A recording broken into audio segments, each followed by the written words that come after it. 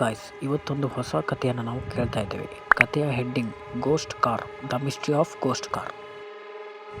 ಮಧ್ಯರಾತ್ರಿ 11:30 ಸುಮಾರಿಗೆ ರಸ್ತೆಯಲ್ಲಿ ವೇಗವಾಗಿ ಚಲಿಸುತ್ತಿತ್ತು ಒಂದು ಕಾರು.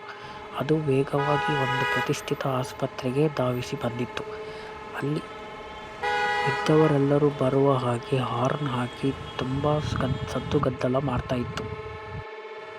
ಯಾವುದೋ ಪೇಷಂಟ್ ಇಂಜುರಿ ಆಗಿದೆ ಅಂತ ಹೇಳಿ, ತುಂಬ ಎಮರ್ಜೆನ್ಸಿ ಅಂತ ತಿಳ್ಕೊಂಡು ಡಾಕ್ಟರ್, ನರ್ಸ್ ಎಲ್ಲರೂ ಸ್ಟ್ರೆಚ್ಚರ್ ಹಿಡ್ಕೊಂಡು ಕಾರ್ ಹತ್ರ ಬರ್ತಾರೆ.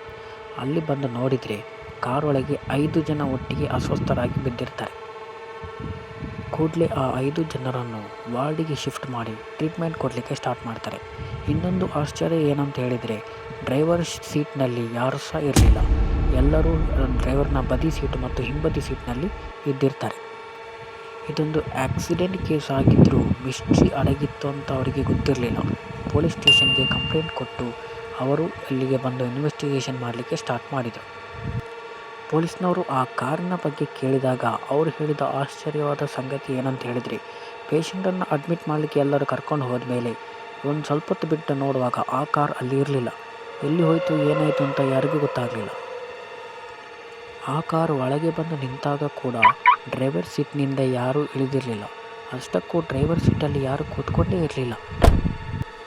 ಇದು ನಂಬಲಿಕ್ಕೆ ಆಗದಿದ್ದರೂ ಡಾಕ್ಟರ್ ಹೇಳಿದ್ದು ಸತ್ಯನೇ ಇಷ್ಟಕ್ಕೂ ಆ ಕಾರ್ ಯಾವುದು, ಅವರಿಗೂ ಆ ಕಾರಿಗೂ ಏನು ಸಂಬಂಧ, ಆ ಕಾರಲ್ಲಿ ಇದ್ದವರು ಯಾರು, ಅವರನ್ನು ಕರ್ಕೊಂಡು ಬಂದವರು ಯಾರು, ಇದರಲ್ಲಿ ಯಾರು, ಹೇಗೆ, ಏನು ಅಂತ ಯಾರಿಗೂ ಗೊತ್ತೇ ಆಗಲಿಲ್ಲ.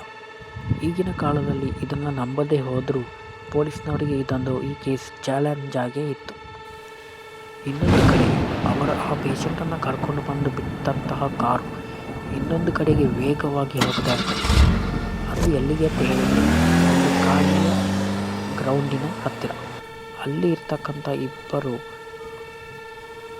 ಆ ಕಾರನ್ನ ನೋಡಿ ಸ್ವಲ್ಪ ಶಾಕ್ ಆಗ್ತಾರೆ. ಇವನೇನು ಮಾಡ್ತಾ ಇದ್ದಾನೆ ಇಲ್ಲಿ ಅಂತ ಒಬ್ಬ ಕೇಳ್ತಾನೆ. ಅದಕ್ಕೆ ಕಾರಿಂದ ಹೇಳಿ ಮರೆಯೋದಿಂದ ಅಂತೇಳಿ ಬೈದು ಕಾರ್ ಹತ್ರ ಹೋದಾಗ ಆ ಕಾರು ಅವರಿಬ್ಬರ ಮೇಲೇ ಹಾರ್ತದೆ. ಹಾಗೋ ಹೀಗೋ ಮಾಡಿ ಆ ಇಬ್ಬರು ಕಾರ್ ಮೇಲೆ ಹತ್ತಿ ಕಾರಿನ ಒಳಗೆ ಇಣುಕಿ ನೋಡಿದರೆ ಡ್ರೈವರ್ ಸೀಟ್ ಆಗಲಿ ಅದರ ಪಕ್ಕದಲ್ಲಿ ಆಗಲಿ ಯಾರೂ ಇರಲಿಲ್ಲ. ಅಯ್ಯೋ ಇದು ಕಾರ್ ಹೇಗೆ ಮೂವ್ ಆಗ್ತಾ ಇದೆ ಅಂತ ಅವರಿಗೂ ಆಶ್ಚರ್ಯ ಆಯಿತು. ಅವರು ಇನ್ನೇನು ಹೊರಗೆ ಹೋಗಬೇಕು ಅನ್ನೋಷ್ಟರಲ್ಲಿ ಕಾರ್ ಡೋರ್ ಲಾಕ್ ಆಯಿತು, ಗ್ಲಾಸು ಕ್ಲೋಸ್ ಆಯಿತು. ಅಲ್ಲಿಂದ ಆ ಕಾರು ಅವರಿಬ್ಬರನ್ನು ಉಸಿರು ಕಟ್ಟಿಸುತ್ತಾ ಸೀದಾ ಒಂದು ಹೊಳೆಯ ಬಳಿ ಹೋಗಿ ಹೊಳೆಗೆ ಹಾರಿಬಿಡ್ತದೆ.